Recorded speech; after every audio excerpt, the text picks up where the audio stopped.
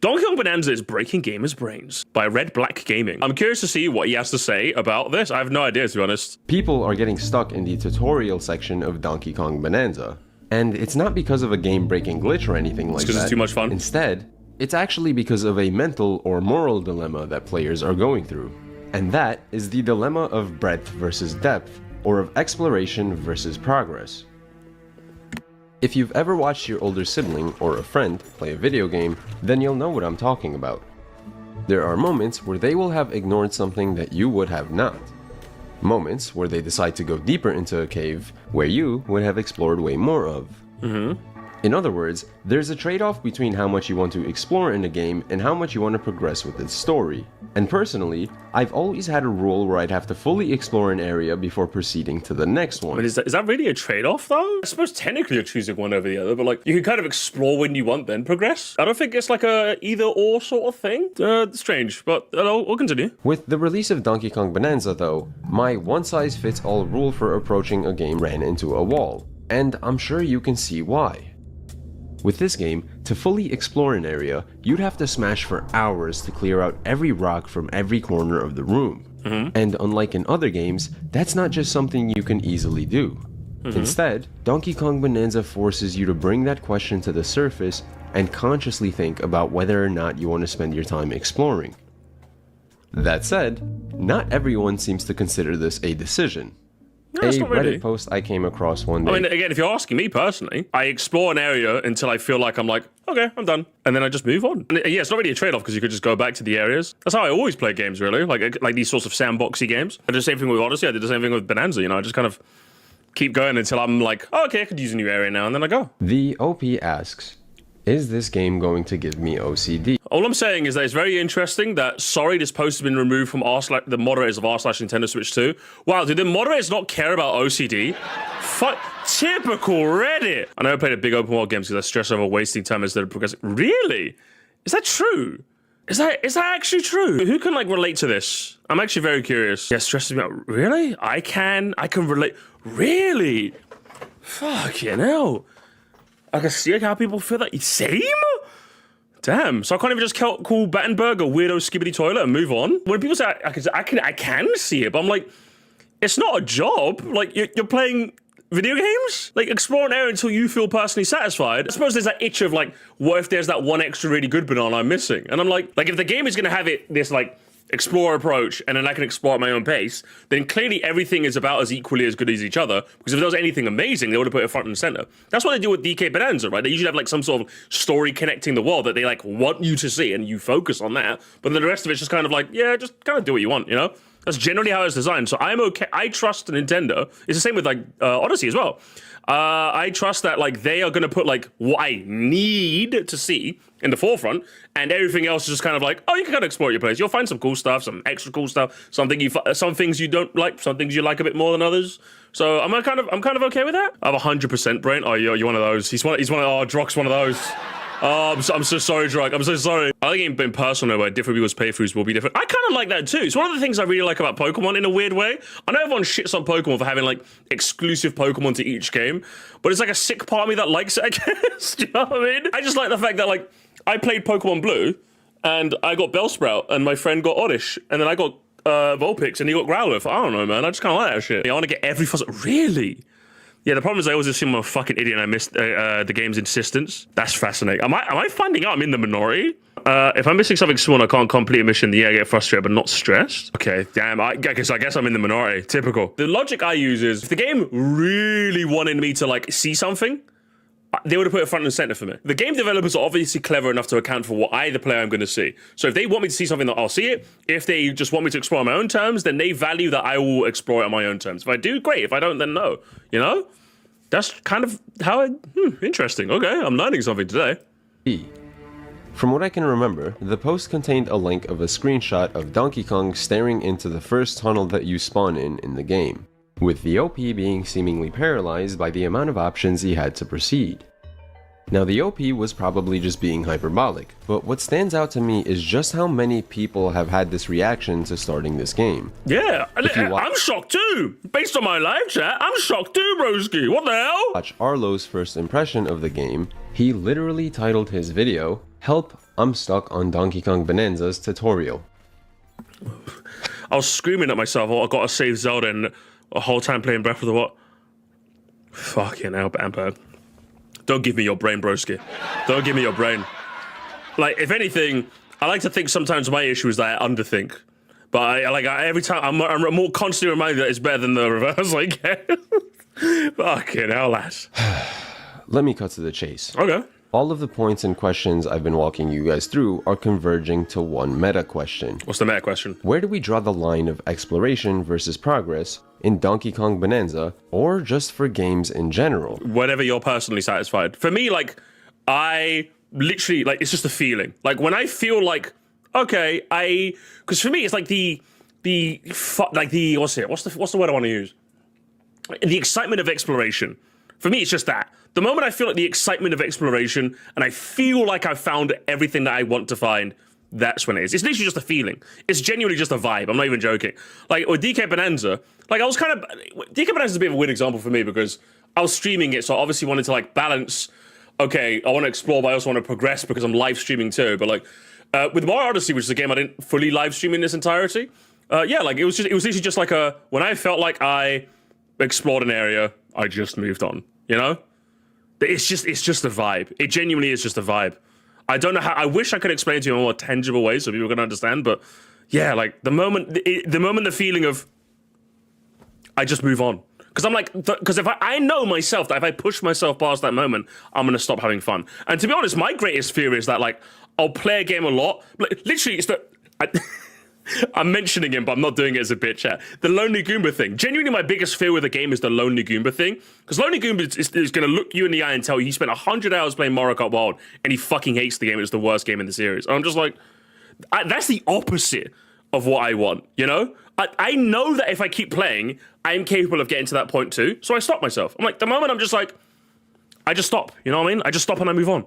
I do the same thing with, like, bearing on Metroid. Metroid is a game that's kind of built on its exploration, and it's kind of like, yeah, you take powers and go to the past areas. But, like, yeah, sometimes I feel like, oh, I got this power, let me go back. But if I don't feel the need to go back, I won't. Which is why I've never 100% completed a Metroid game before. I've gotten, like, generally I tend to get anywhere from 40 to as high as an 80, but I've never gone 100% because I just don't feel the need to ever do that, you know? So, yeah, it's just interesting, I guess.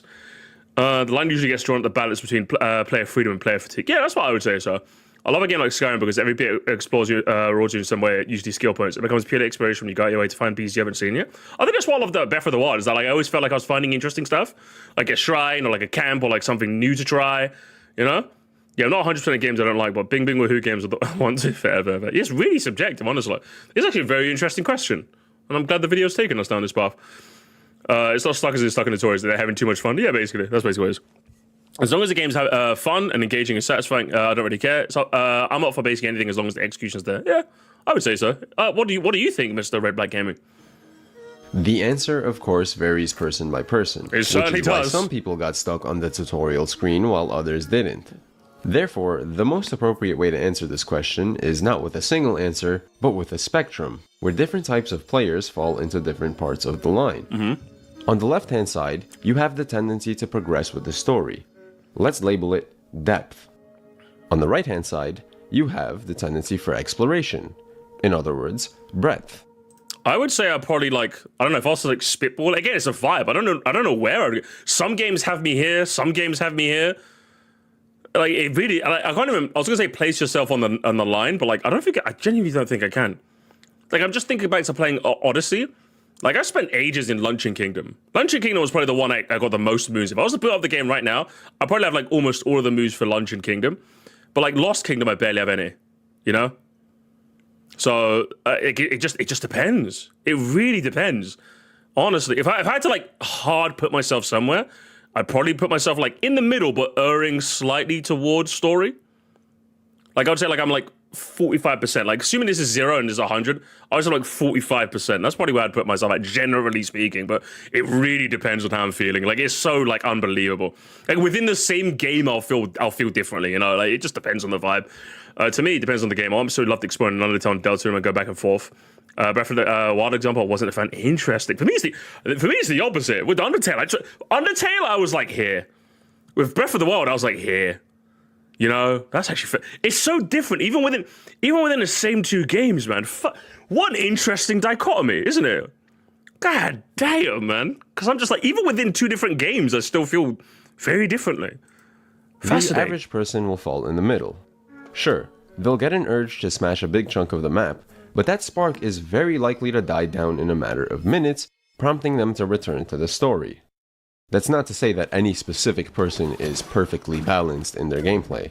If you were to pick a random person, they would very likely lean more to the left or more to the right based on factors like how patient they are, their curiosity, but on average, if you pick enough people, you'll likely end up in the middle. Yeah, I'd say so. That's fair. All the way on the left, or on the depth side of the gradient, we have people like the reviewers at IGN.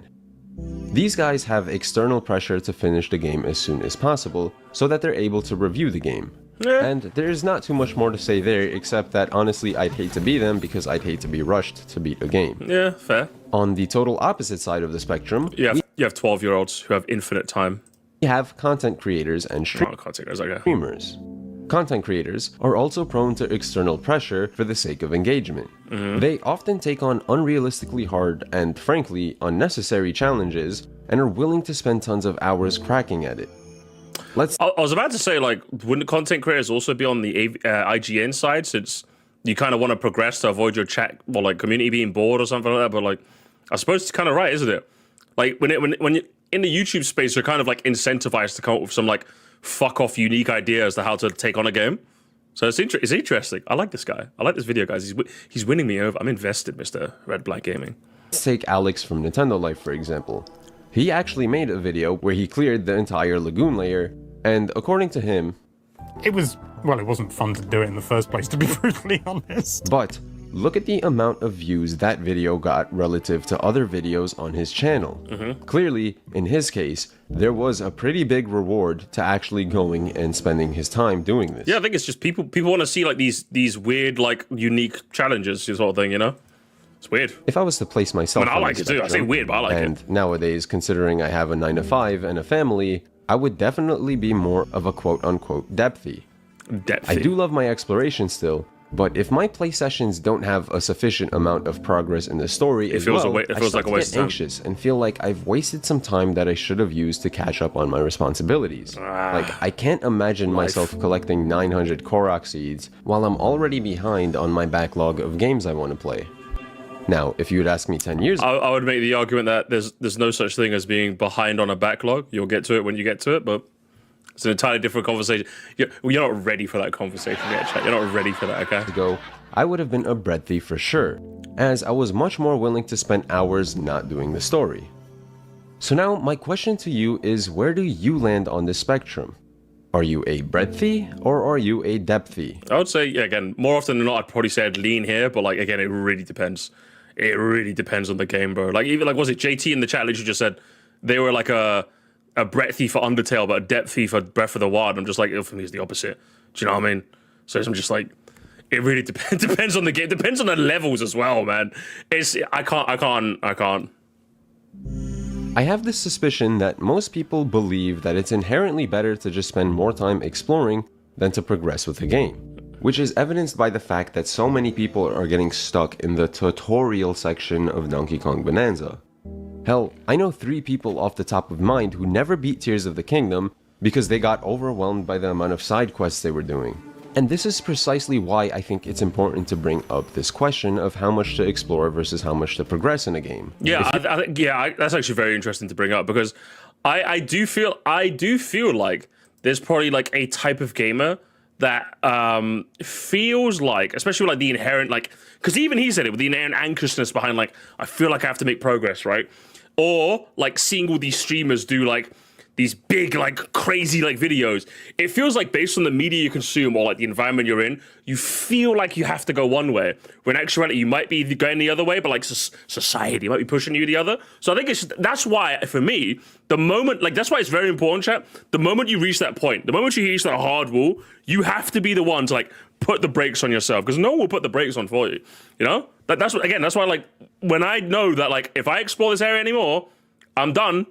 Like, I'm gonna, like, it's literally like a big siren in my brain saying, Muesli, like, kind of want to move on here. If you keep going, you can keep going, but you're probably not gonna, you know, that you listen to it. You know what I mean? You know, instead of like falling prey, instead of ignoring that voice, you gotta listen to it. You gotta listen to it. You know what I mean? You gotta listen to it. I'm over Brettfy somewhere in the middle. I'm actually behind on my Switch backlog because I have to beat games to free up space. Listen, man, you'll get to it when you get to it. Okay? Don't think of it as like a mountain to conquer. Think about it as a adventure with no end. You know, where it's the friends you made along the way. I also never finished Tears of the Kingdom because there was too much stuff to worry about on the side. Really, fucking hell, man. You guys are cooked, man. You guys are cooked, man. You guys are letting the video. Do you know what you guys are? Do you know what I just realized? You guys are the gaming equivalent of going to an all-you-can-eat buffet and having one plate. That's all of you right now. You motherfuckers will pay £28 on entry and have a plate of fucking pasta and a little bit of beans. What are you doing? Bro, don't let the buffet beat you, okay? You have some light stuff to begin, then you load up on the heavy stuff towards the end. Maybe sneak in a Tupperware container to put some stuff in. You got like, it's a mindset. Okay, beating the buffet and all you can eat is a mindset, right? So that's the same mindset you got to take into playing a game, all right? Don't let the game beat you, okay? Don't let the game ruin your fun because you can't put your signals in your head are broken. Don't let the game beat you, okay? You have to beat the game. Don't let the game beat you, okay? The game is not trying to beat you. Guys, support is low, okay? Support for your own mental faculties is low, and you got to fix it, okay? If you're exploring that much that it's preventing you from beating a game, well then, clearly you're not balancing your gameplay correctly. True, you're letting the buffet beat you. You're letting the buffet beat you, bro. It's okay not to smash everything in Donkey Kong Bonanza. It's okay not to collect all 900... Hang on, I actually do that when I go to a sushi. I just eat with my fried chicken, maybe ramen, that's it. That's your problem, JT! That's your problem! You're the guy that lets the buffet beat you, broski. What are you doing? What are you doing? There's no point. Just pay for the regular food. Why are you going to an all-you-can-eat if you're not eating all you can? Bro, you're literally just admitted you're L in 4K, broski. What are you doing? Eat all you can, man. Go in with an empty stomach. Literally, I'm not even joking. The buffet, I'm so glad I came up with that analogy. It's literally the perfect analogy, chat. When you feel like you're being overwhelmed by a game, stop playing it for a couple of days. Do you know what happens when you stop playing it for a couple of days? You get hungry for it. What happens when you don't eat for a few hours? You get hungry. Everything tastes good when you're fucking hungry. Every game looks good when you haven't played games for a while. You're getting itchy. Do you know what I mean? You gotta take the itch and you gotta scratch it with that video game. Do you know what I'm saying? That's what you gotta do, man. 100 Korok seeds in Tears of the Kingdom. Just because you're getting completionist urges doesn't mean they're the right thing to do. Exactly! So he said it! The video man said it. The video man literally said it, look. Just because you're getting completionist urges doesn't mean they're the right thing to do. Exactly, alright? Do you know what? Right now, do you know what I have the urge for right now? I have a urge to get in my car right after a beer. But you know what? I'm telling my brain, no. Okay? No. I don't want a DUI, okay? No. Right, that's what you're doing, all right? When your brain is like, come on, explore the whole area. Come on, explore. You're like, no, I want to progress because I know I'm gonna not have fun if I keep going. You get hit with a Z snap. You know what I'm saying? Come on. And so, if there's anything that I want you to take away from this video, it's to figure out for yourself which kind of game you like are to play games in a manner that you most enjoy. Hey there. It takes a lot of effort making videos like this. Does it? And honestly, I need some positive feedback to motivate myself to make more thought-provoking content than the much less fulfilling clip farming I've been doing lately. So make sure to like and subscribe, not just for me, but for the algorithm to know that videos like this should get... Have you tried doing both? That's what I like doing. Have you tried doing both? Redback Gaming? I have a second channel, which you're probably watching this on, where I just got the farm. I got the farm going. I've hired a farmer to fucking plow the fields for me.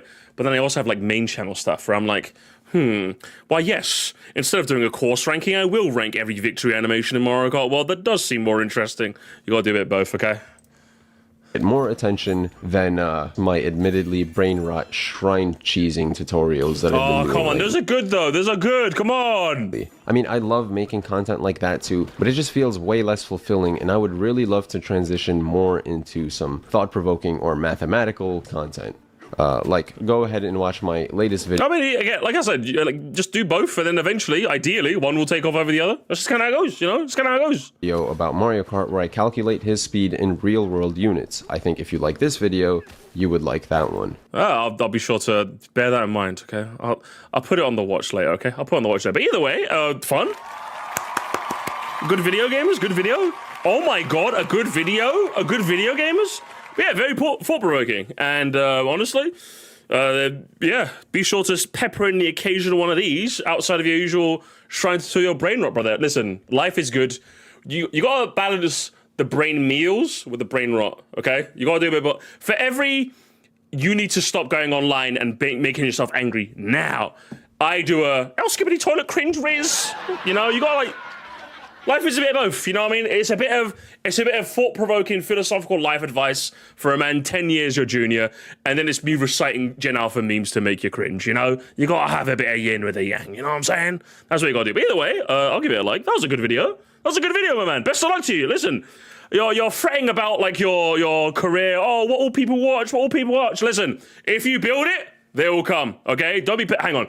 All I'm saying, Red Black Gaming, is if I go to your channel right now and like this archetype of video you've only uploaded like less than 5, I'm gonna have a fight with you. Let's have a look. Hang on. What's going on?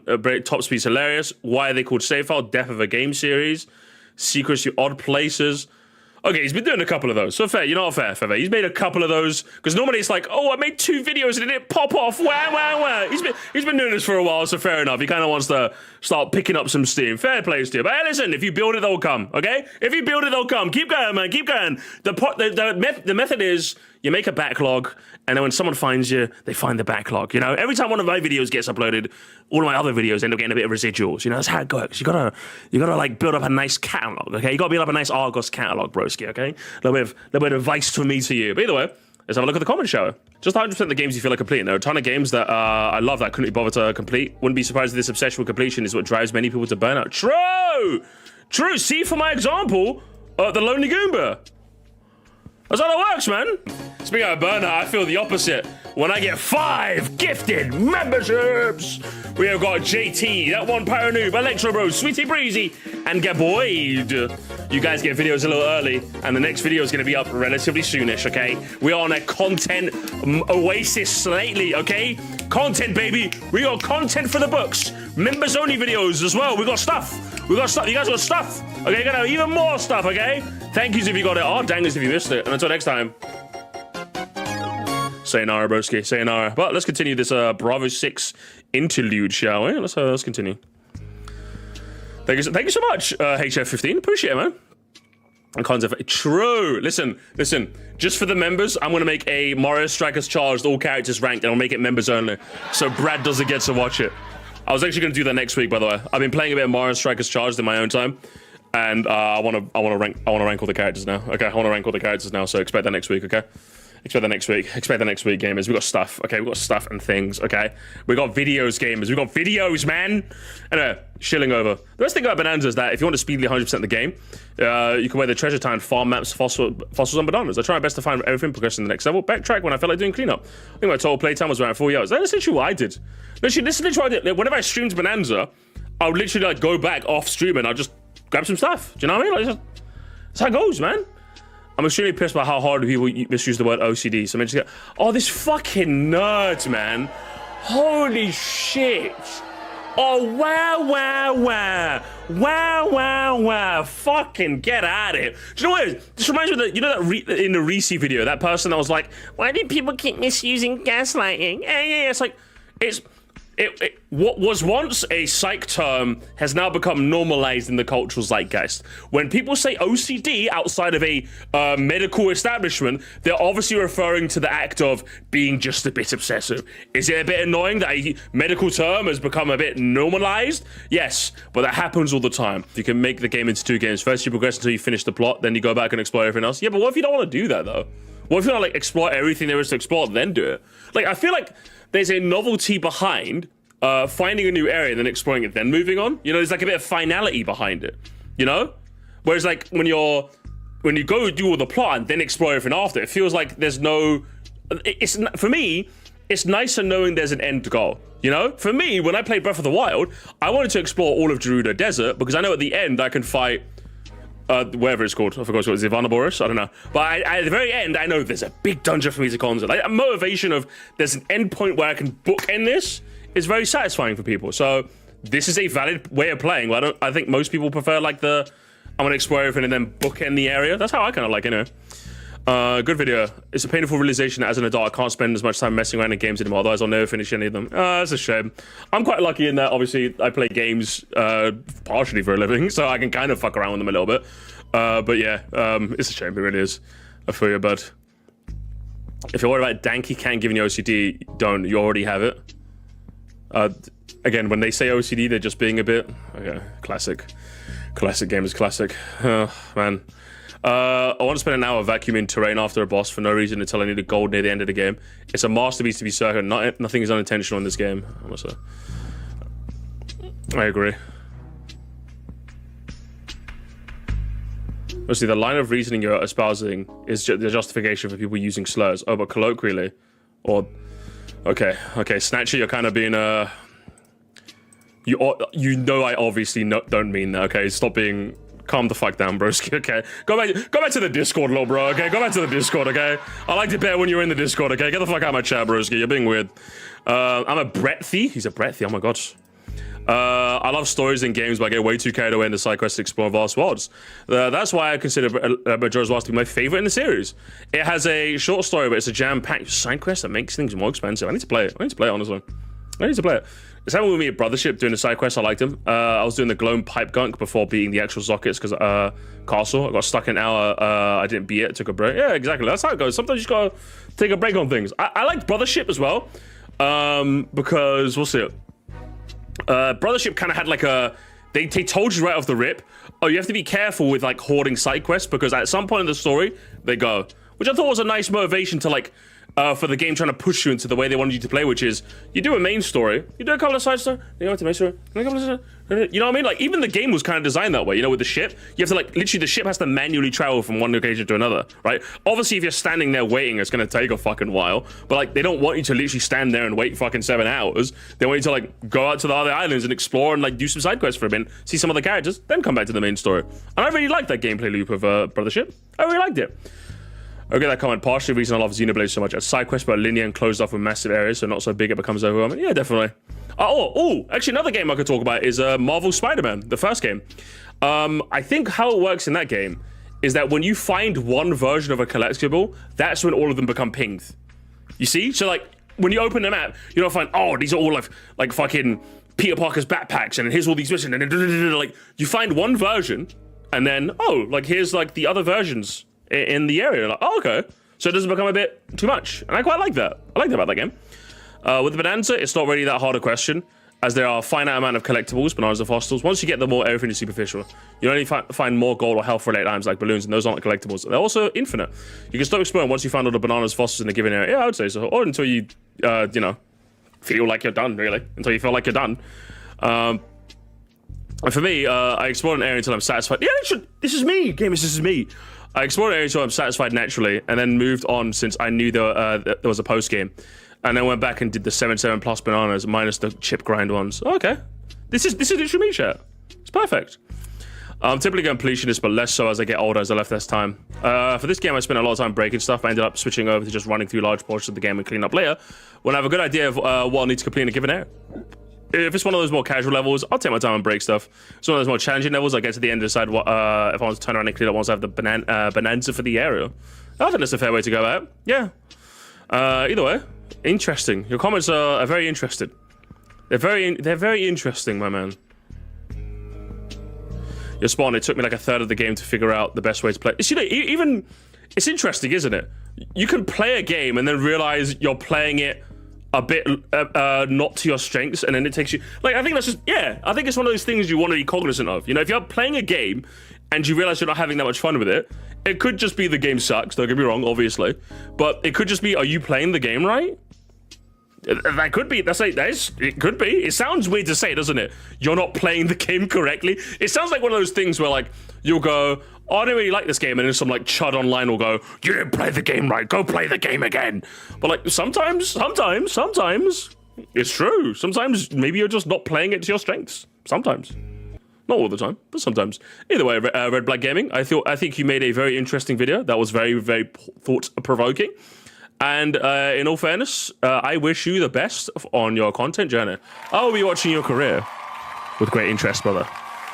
I am gonna send a text. I'm gonna grab my phone right now and send a text to the hidden gem factory and tell him you've been found, okay? And we'll leave it there.